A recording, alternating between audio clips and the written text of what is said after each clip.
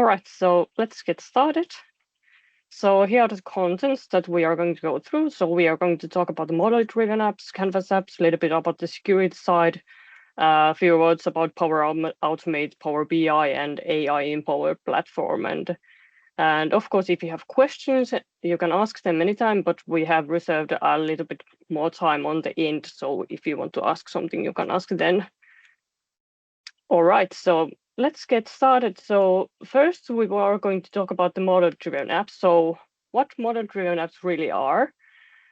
You could say they are like a data model-driven approach to handling Power Platform. So really, it focuses on what kind of data you have in the system. So what you need to think about when you are creating new apps regarding model-driven apps, who would be using the app and what kind of properties the users need of it and what data they need to see and modify to the app. And what it really focuses on when you're building the app itself is it's about more like adding the tables that you have in the Dataverse. So that's like the core of the model-driven apps. And of course, when you're adding the tables that you have in the for the model-driven apps, it will include the data in the tables that you have, and of course the list views and forms. And those will be the components that really affects how the app will look like.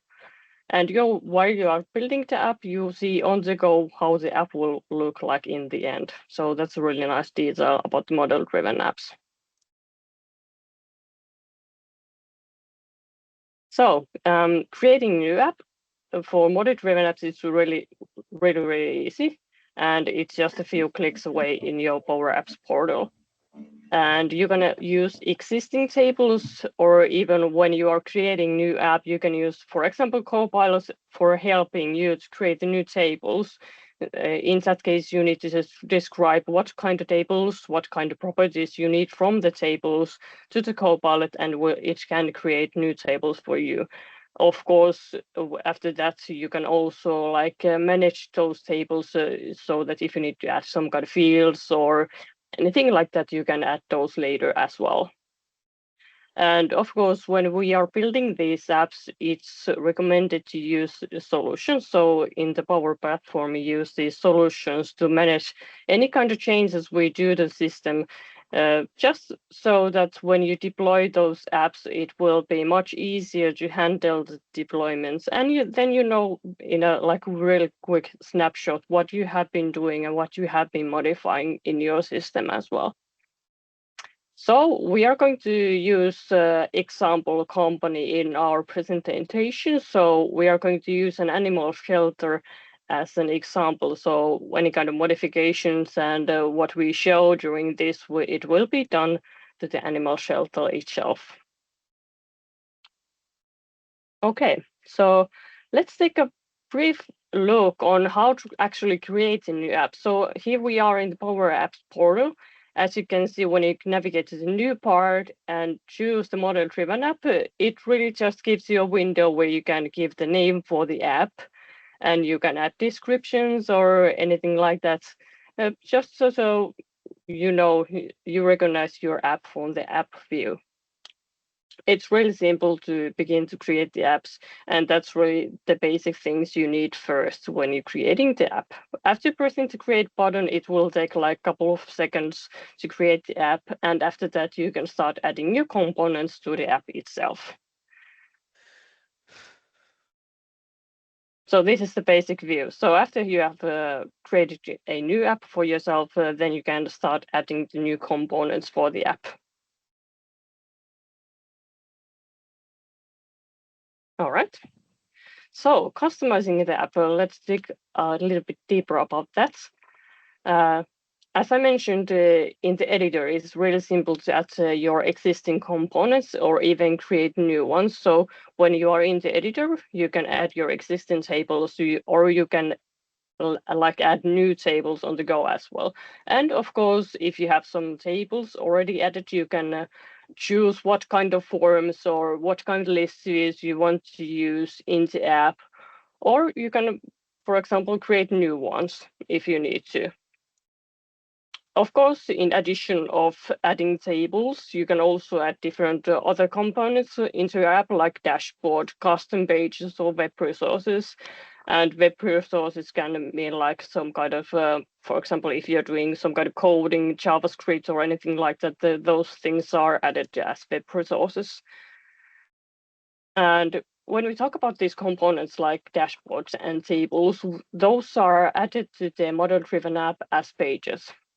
So, for example, when you add a table to your model-driven app, it will form a new page actually.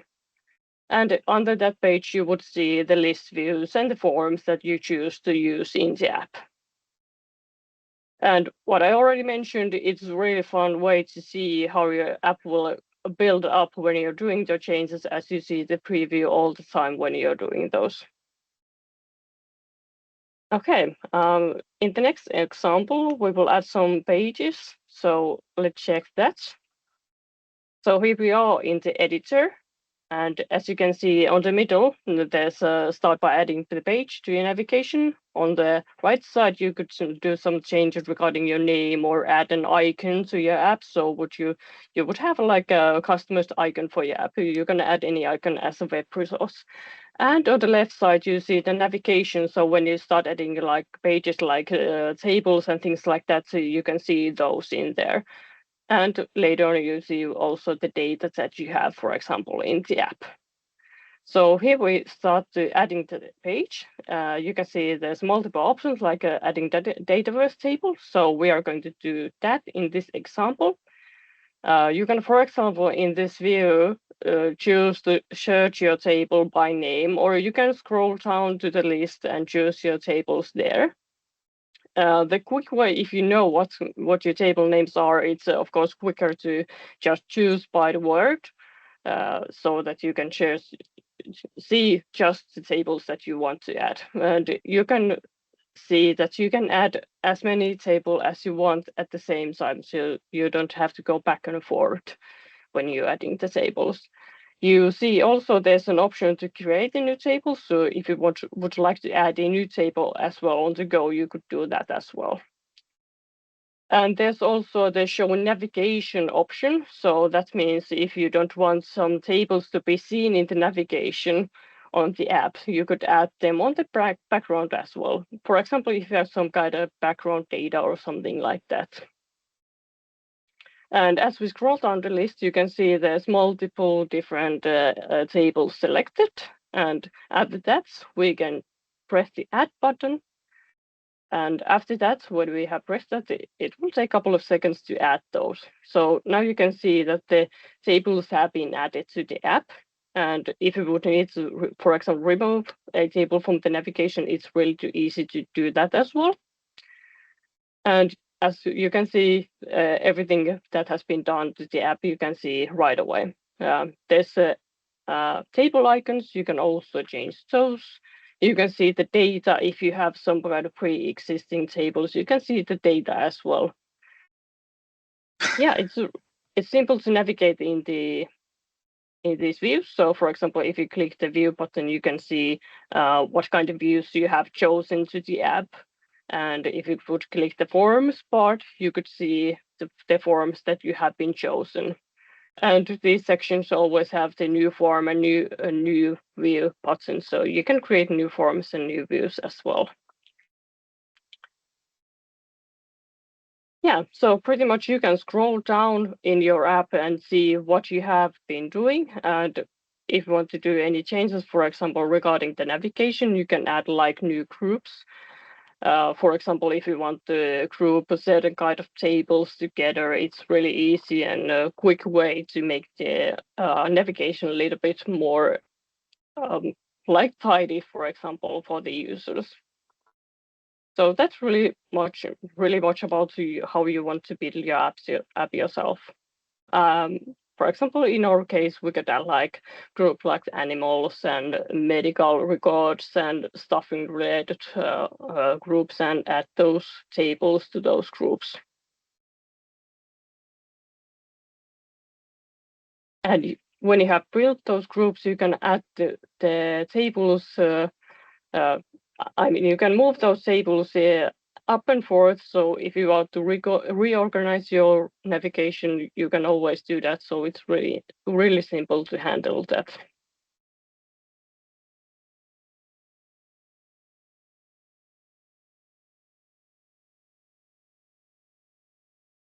So what I already mentioned, you can see that the table icons are looking the same. It's because we have used custom tables. If you use out-of-the-box tables, those already have like their own icons. But of course, on a table level, you can add any kind of icon that you want, and those icons will be added as web resources as well.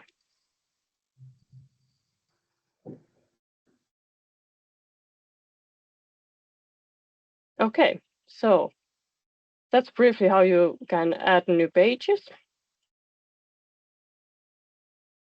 So about modifying the views and forms in the app, as I mentioned, you don't have to navigate off the app editor when you want to manage your forms and views of the tables. So you can do those as well straight from the app editor. It's a really easy way to use it.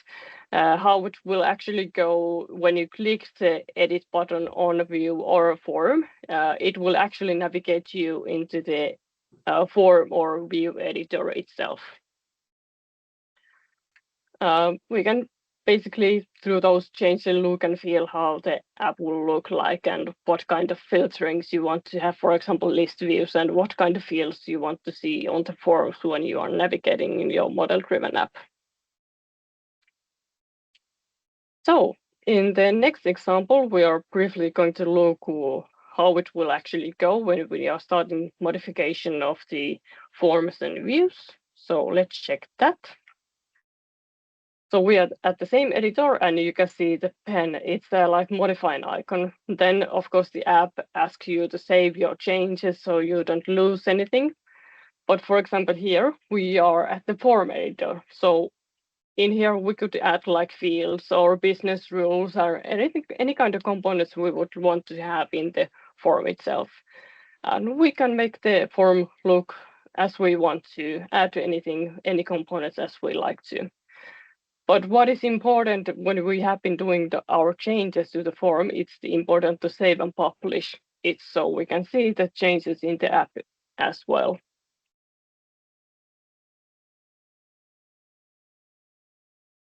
Yeah, so that's basically how you can make changes to the form. It's really simple.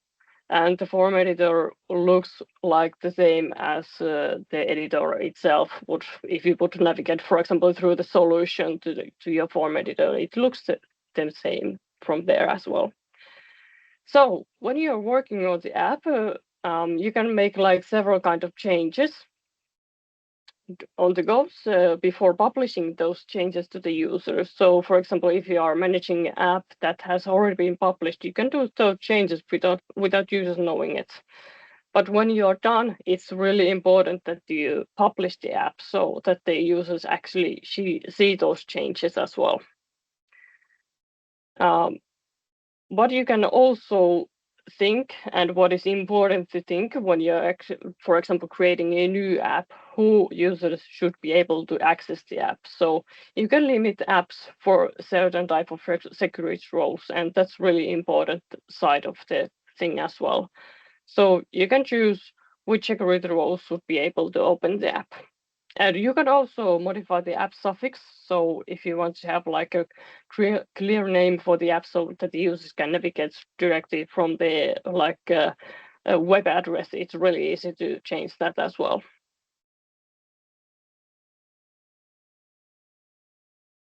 So in the next example, we are going to publish the app that we have been modifying. So it's really simple. On the upper right corner, we have Save and Publish button. It will take a couple of seconds to publish the app.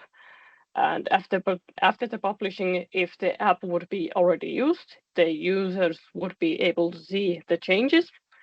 Or then we could choose afterwards who users should be able to, for example, based on a security role, be able to access the app. So there we press the play button, and then it navigates automatically to the app. So this is like the user version of the app itself. So when we navigate to the upper part, we can see the app name on the app. Then we can access the app settings, for example, the security roles that could use the app. So we can manage those roles from here. So in this example, we're going to tag the animal shelter employee role. And also in here, we could make changes regarding the app URL suffix if we would want to. And here we could just save the changes, and then those users that would have this role would be able to access the app. So that's really, in a nutshell, how to make model-driven apps. So if you have something you want to briefly ask, you can ask it right now, or you can wait till the end.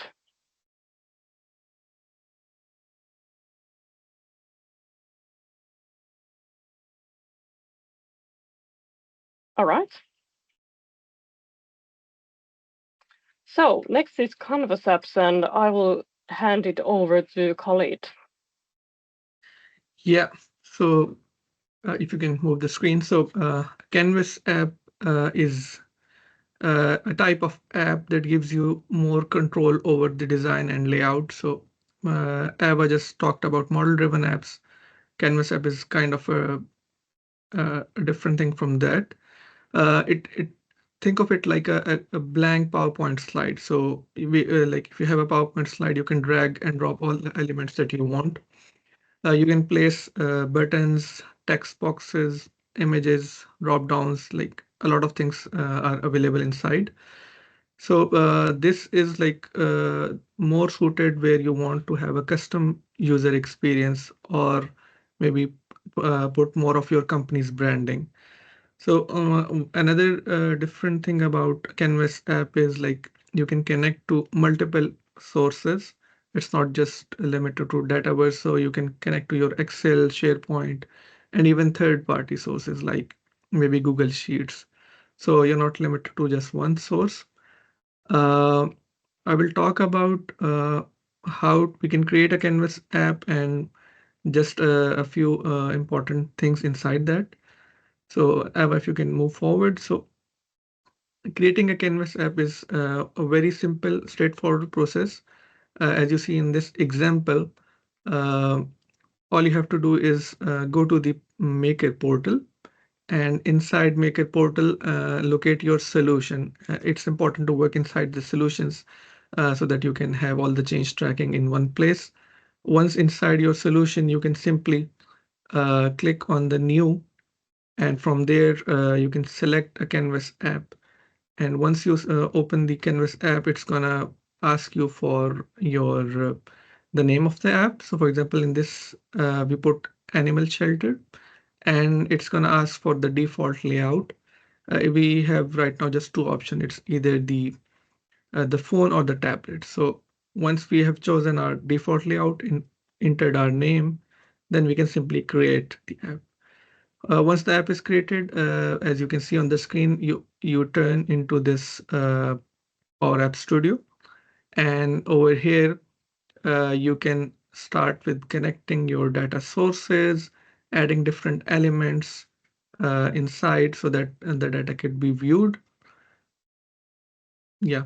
So if you could move to the next screen.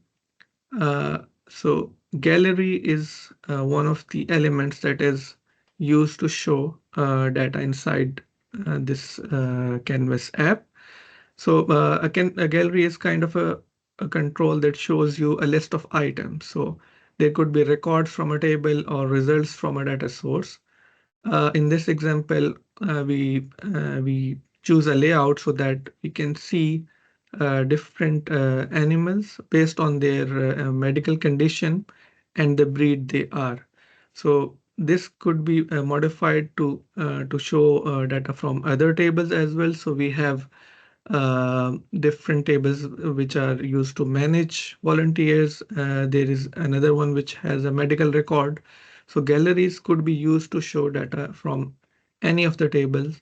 They can be modified as per the need. For example, the colors could be changed. That could happen. The the data inside a Canvas app is better if it is managed using different screens. So screens are kind of different pages in your app. And right now you are seeing a new welcome screen. It shows that. So it can hold the user data in a different way. We could have multiple screens. So there could be a screen that shows just the animal records. There could be a screen where you could add information about a record or maybe edit that. So if you could go to the next screen, the next slide, I'll show you how the screen is created. So from the left menu, there's an option to create a screen. We can either create a blank one, or we can create different from different templates. It's a straightforward process. Uh, Another thing to know is like now where all the data is coming from. So in this example, since I mentioned that we are taking an example of an animal shelter, so our data is inside database already, and we can connect to multiple sources, but connecting to Dataverse is simple. There's an add data option at the top of the screen. And if you go to the next slide, I'll show you how it's done. So all you have to do is go to new add data, and database tables are by default shown. You can search for your table name. If you already know that, it's good to, and if you're connected with some other data source, then it's going to show you uh, another connectors which you can use. So that's a simple way to connect to your data source. Once you have your data source connected, you can connect to a gallery, show the data in a different way. There's another side to Canvas apps, which is called as PowerFX. It is the low code formula language behind the apps. And it's very simple. If you could go to the next slide. So PowerFX, it is just like Excel formulas. If you have already used functions like if, sum, or maybe left in Excel, so you'll feel right at home. It lets you add your logic to the app. So like what happens when someone clicks a button, so you can add a logic over there. You can have some kind of filtering applied to a gallery so that only the data that you want appears based on certain conditions. And it is designed to be very simple, readable, and powerful. It's like easy for non-developers to work over that as well. To see the demo of PowerFX, I'll show you on the next slide. What I would try to do is, so now you see a gallery which shows animal records, data from animal records. I'm gonna filter it. I have a column which is called adoption status. This is a choice column, and it has different set of options. One of them is adopted. So if I select those, so right now you would see just one element because only one pet is the adopted.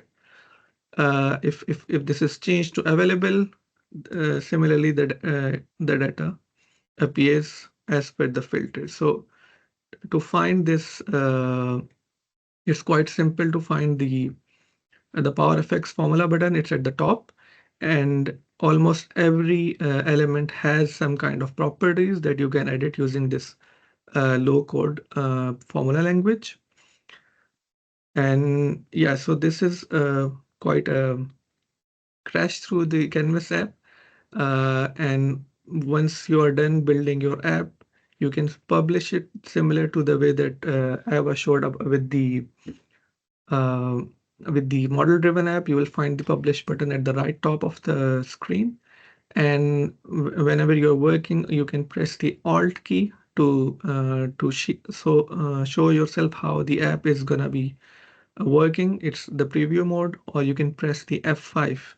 So it's gonna pop up and show you how the app is gonna look like. Uh, yeah.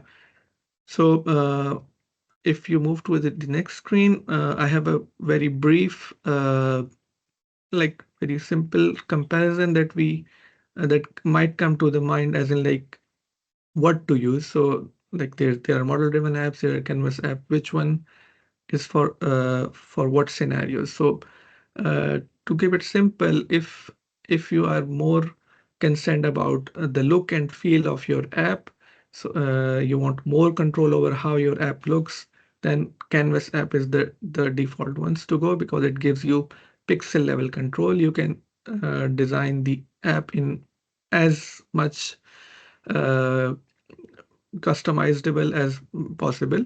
And if your data source is just a Dataverse, then model-driven apps could be used over here. And if you want to follow a strict business process, for example, a sales process or some other process that needs to be done in a certain way, so for those you will have to use model-driven apps. And if there's a source outside of Dataverse, then of course Canvas apps are the default ones that you would be using. So yeah, that's a high level overview of these apps. I'll give it back to you, Eva, so you can continue with the other topic. Thank you, Khalid. So next we are going to talk about the security, and this applies on Dataverse. So what kind of a Dataverse security we could build? So really, it's building more about security roles. When we talk about accessing to the system, the whole fundamental thing is about security roles in the Dataverse. And the security roles are used for controlling accesses and what you can really do in the system. For example, if users can create, read, modify, delete records, or so on. So there's multiple row level possibilities that we can add. And these accesses are handled by tables, so we can give different level access for the different tables. And really how the levels go, we can give the security roles so that the user is only able to see their own records all the way that they see everything that system provides. You can assign several roles to the users, or for example, you can use teams inside the Dataverse so that you can add those roles for the teams. And when the team, the user is assigned to the team, they will be applied with the certain security roles from that team. And when you are adding these roles and enabling the security for the user, is good to remember that the least restrictive user right applies. So, for example, if you would have like two different roles for the user, and for example, for a certain table on the one role has like only read access, but the second role has also the modifying access, then the user would be able to modify the records inside that table. So in the next example, we will have a sneak preview how to handle these roles. And for this example, we are going to use the same solution that we saw last. So here we have the animal shelter employee role. Here we see all the rights that can be given. And for example, in this, we can see the rights that have already been given to this security role. So here we can see the create, read, write, delete, and so on rights. So there we could handle those. We can change the view so that we see all the tables or only the tables that don't have any kind of user access in this role. Here we can press these buttons so that we can see these views on a little bit different. So all of the tables that have been grouped in some kind of groups. From the search option, we can search a certain table. For example, if we want to add a new or enable a new table for the user, we can choose the table name by here. Then we can see the table that we want to change the rights to. So there on certain columns, we can give the users the access we want to. There you can see the options that we have. So one of the options is user, then the user sees only their records, and the the least restrictive one is the organization level, when the user sees everything in the system.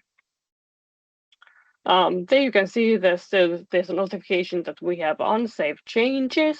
So that's a good reminder that when we are creating changes in here, then we have to save the role so that the user rights apply. You can also change the roles on the go. So if you have some kind of role that is already being used for the certain users, you can make the changes, but it will take a little while to update the actual user rights for the user. All right. So then we are going to talk about teams and business units. So as I mentioned, we can give the security roles that we want to, for example, teams inside the system. And so when the user is added to the team, the rights will be applied as well. This is quite a common way, for example, to be used if you have quite a lot of users, then it's maybe not too wise to add so many roles to different users. You can also, of course, add separate roles for the users. So if you want to add some kind of different rights for example, a few of the users, you can add roles in addition of the roles that they get from the team. And it's good to remember that these teams are also linked to the business units that you have in the system. So, for example, if you create a new business unit, then also a same kind of team is created as well. And these business units provide a way to implement user hierarchy to the system. So, for example, you could enable the users that they see the data in their business unit, or if they want to see data also the business units below their own business units, you could enable also that. Yeah, here's a business unit example. For example, in our animal shelter case, we could have a main business unit that covers all of the users, and then we could divide the users, for example, based on roles, or if you would have some kind of other situation, you could also create like based on cities or based on offices or anything like that. But this is the hierarchy view that you could see in the system after creating business units. You could also add field level securities. In the picture, you can see the option to enable column security. You can find that on the column so-called field setting. So with these field level securities, you can, for example, mask some kind of data from some of the users if you want to, or for example, prevent some of the users to modify certain fields if you need to. This field level security also needs some kind of masking rule. So that basically defines how the data will be masked, how it looks like if the data, the user is not able to read the data, for example. And also, in addition of these, you can create these field level security profiles. They will act pretty much like security roles itself, but it's on a field level. So on these security role profiles, you can define what kind of accesses for the secured fields the users need. And you can create these profiles in like multiple profiles so that you can create different level accesses through those as well.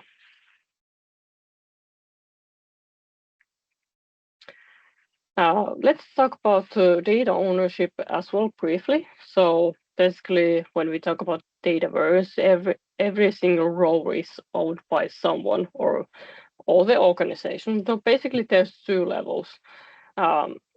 You can define that the data is owned by the user or team, or if the data is owned by the organization. And this is decided when we create the new tables, and it's a one-time option. So that when you choose, for example, if you want to give the ownership to user or team, you cannot change this option later either. The most common way is to use the user theme, because that option gives the more options to handle the accesses. So then we can handle who is able to see and modify and so on those things. All right, that's briefly about the ownerships and the security side. Let's talk briefly about the Power Automate. So what are Power Automate flows? They are basically automated processes that can be configured to perform many kinds of tasks. For example, you could configure a flow to send automated emails or create survey invites after, for example, cases being closed. And then send, for example, Teams messages if you would have like a cases or any kind of new records created, for example, in Dataverse. And you can also configure these flows to work on multiple platforms and use several separate connections. Briefly about the connections, you can have, Power Automate Flow provides hundreds of different data sources and platforms via the connectors. In the screenshot, you can see a few of the examples, what you could use, but there's many other you could use in the flows as well. These connectors can be used in flow triggers as well as in the operations inside the flow. So you can pretty much use them anytime in the flow that you need. And as I mentioned, these connectors can be configured to use separate accounts for the access. So a little bit about the components in a flow. Flows are basically constructed from trigger. So flow always has one triggering operation, and the operations, what should be done and what should happen after that. Flows can be triggered automatically. So for example, based on data change on a record inside Dataverse, you could trigger them on demand. So if it would have like a button on a ribbon or on a form or something like that. And of course, you can trigger them schedule. So you can define a schedule to be so that the flow runs automatically once in a day or once in a week or so on. With the operations, you can do multiple types of tasks. And for example, you can also use the data that you have in the Dataverse as part of the flow. For example, like if you need to fill automated email or any kind of data that you would need to be sent, for example, to Teams message or anything like that. You can use the data that you have in the records as well. You can also build the conditional branches in the flow, and through those provide multiple end results for the flow runs. So you can really build a quite complex logic as well for the Power Automate flows. So here's a brief example of how we are going to start building flow. So we choose the automation cloud flow, and there we can see the different options. So we're going to choose the automated one. Then we can give a name to the flow. You can name it as you like to. And below that, we can choose the flow trigger. You can scroll down to the list, or you can search by, for example, name. So we can use Dataverse as a search word. And so we want to check when row is added, modified, or deleted. Then it takes a couple of seconds. Then we have this trigger here. So this first box represents our trigger. So how our flow is going to be triggered.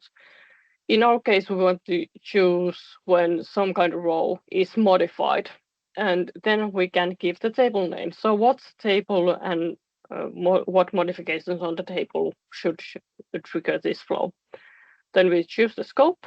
And it also good to remember to add, for example, if you want to check only some of the columns so that not every data change triggers this flow. You can also add row filters.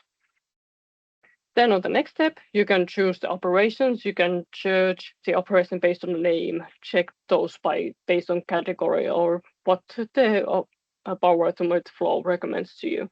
In this case, we are going to search it based on Word. So we want to send an email. So we are searching for the send email option from Outlook. So here we can specify the email even further, give it variables who should get the email, what kind of content it should have. And if we click on the subject, for example, we can see here the field names with the green icon. It means that is a data first field. So here we could choose to field for example, the text combined with that some kind of data that we have in the database as well. And on the advanced settings, we can see we could add like hidden receivers or things like that. We can add attachments or anything we want to, for example, in this email case. So that's basically how to add really simple Power Automate flows. And of course, as I mentioned, you can build really, really complex flows. So basically any automation or at least almost all of the automation needs that we have come forth on the customer side could have been solved by some kind of Power Automate flow. So now I hand it over to Khalid back. So let's talk about Power BI next. Yeah, thanks, Eeva. So when talking about Power Platform, usually it's Power Apps and Power Automate that comes to the mind. But Power BI has been, trust me, Power BI has been part of Power Platform as well. Although it's like more on the analytics side, but it is part of the whole suite of Power Platform.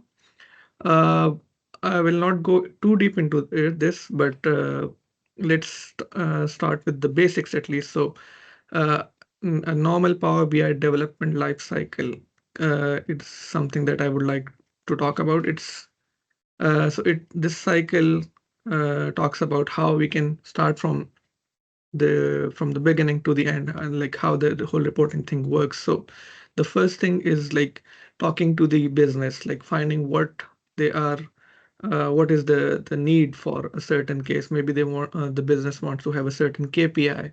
So for example, in our case, the animal shelter, maybe they want to know what kind of operations they are doing, as in how many pets they are receiving each month, or how many pets are being adopted each month, something like this. So for this, it's good to have a Power BI report which we could work with.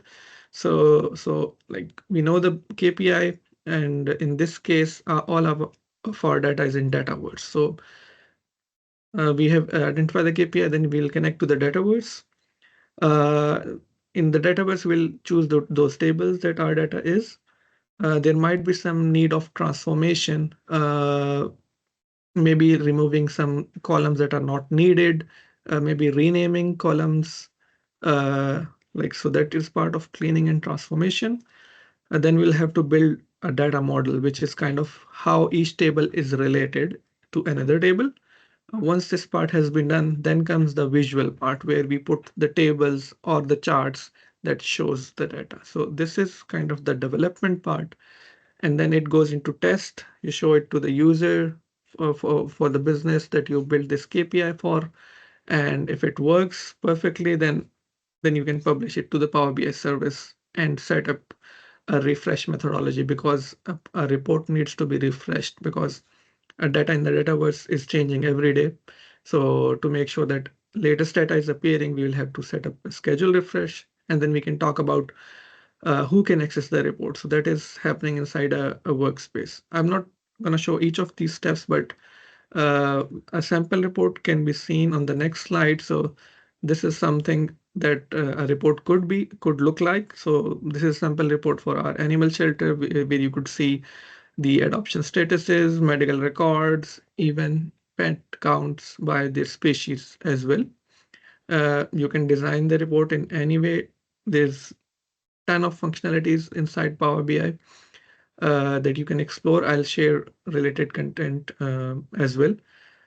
In the next slide, I'll quickly go through all the steps, at least the building steps. So we connect with the Dataverse inside. We choose our environment where the data is. Then we select our tables. So I already know the tables, so it's easier for me. It was like quicker for me to choose them. Once those tables are chosen, then you will have to click on transform data. So the transform data is gonna ask you what's the mode. So we are importing everything inside. And once our changes are done, we're simply gonna close and apply. Then this is the model view where relationships are built. This is the data view. And this is the final report view where you see the end result. So normally this is the thing that end users are gonna see. They're not gonna see what's behind the scene, but that's how the report is gonna look like. Now I'm gonna move towards the next part, which is the AI in Power Platform. So I'm sure everybody has been hearing about AI in every field. So there are chat GPTs and many different models. So Microsoft uses AI inside Power Platform as well, and they are called as co-pilots. So co-pilots, remember, they are called co-pilots, not pilots. So they are there to help you starting up, like to start things up. They're not here to build end-to-end things for you, at least not for now. They will help you maybe build a report, at least some structure, then you can take over and modify it to make it better. So I'm going to show you some examples of Power Automate inside Copilot inside Power Automate. So first one is how to build a Canvas app. So Canvas app can be built using Copilot. If you go to the Power App Studio, there's an option to start with Copilot. All you have to do is describe in simple English what you want to do. So I have put the case of my animal shelter, what I want to do. So what it is gonna do is it's gonna create those tables behind the scene for me.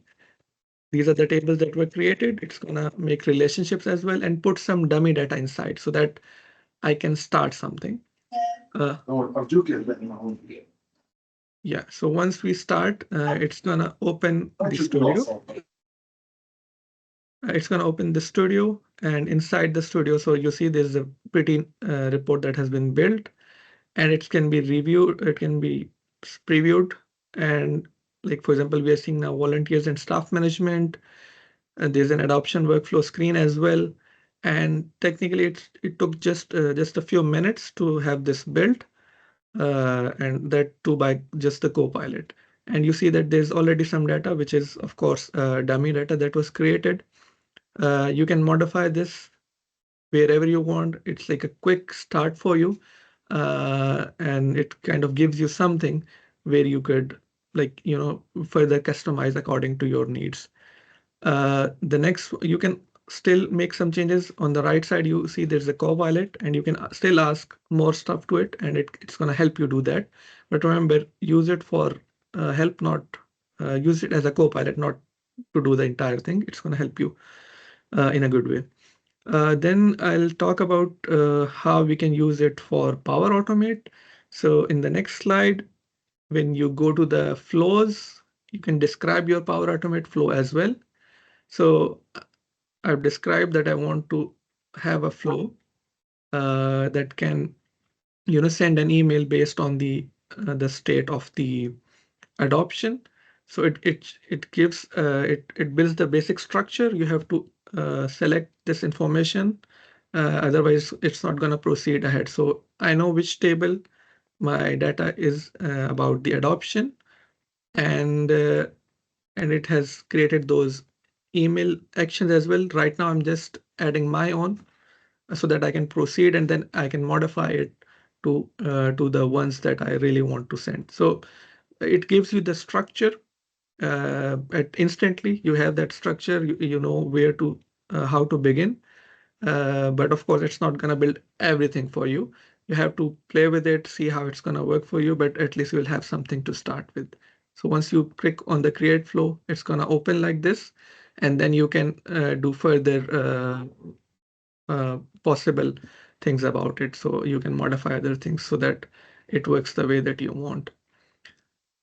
Quickly going to the next one, it's how database tables are created.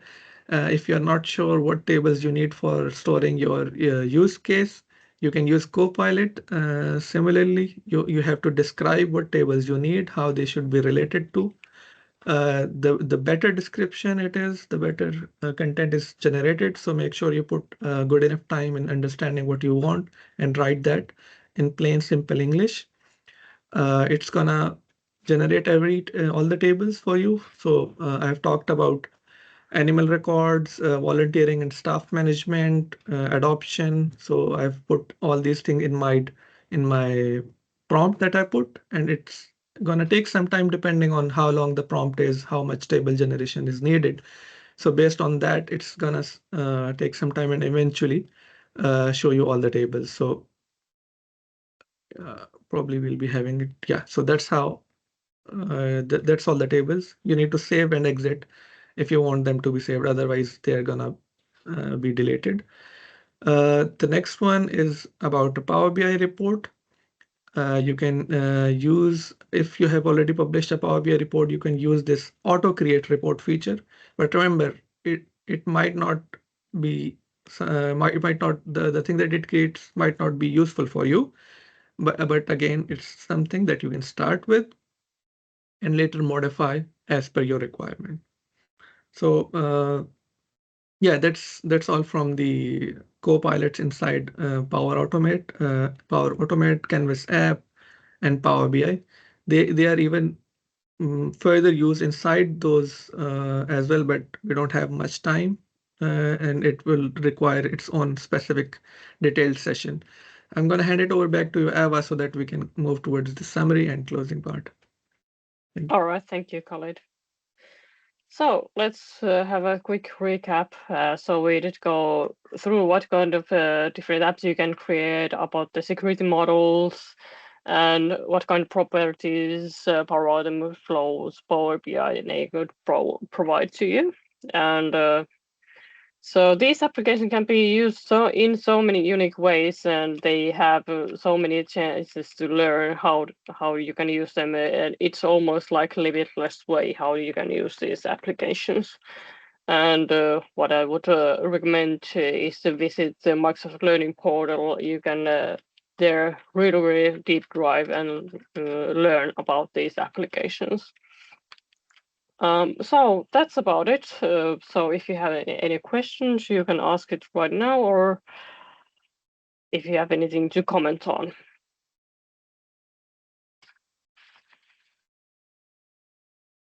Go ahead.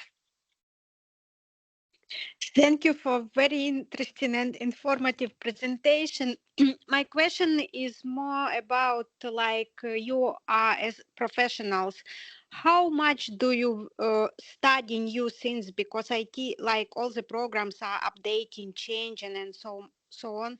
How much time during the day, actually, or during the week, do you spend for studying new things in order to be continue to be high-level professional? Thank you. Thank you for the question. That really depends on the role, and when you're actually doing these modifications and when you're doing this customer work, I would say you never stop learning. So actually, like a learning time, we have this own policy to use at least 2 hours per week for learning new stuff. But otherwise, we often learn on the go as well. Really good question. Thank you. Go ahead. I want to ask about Copilot. Is there some prompt library or something that if you are new in this profession, because sometimes maybe at the beginning you can't actually define the prompt 100% correctly. Is there some libraries with examples or something like this for Power Platform tools? Thank you. Yeah, I'm gonna take this. So, well, the thing with prompt is it's not gonna return the same thing even if you try the same prompt twice, because that's how it works. So I'm not sure of any library links that I could share with you, but the thing with prompts is like if you try the same point, the prompt even 2 times, there's no guarantee that the results are going to be exactly the same. So what I could tell you is like you have to try different prompts and don't worry about trying because it's not gonna like just try different type of prompts and eventually you're gonna figure out what works best for your case because it's gonna depend on use case as well. So like don't be afraid of trying, and I'll try to share some links regarding prompt engineering with it. It helps you write better prompts that I could try to share. All right, thank you so much. Well, if there isn't any questions, I will thank you for your time. Thank you for participating, and yeah, have a nice day, everybody. Thank you. Thank you. Bye. Thank you. Bye bye.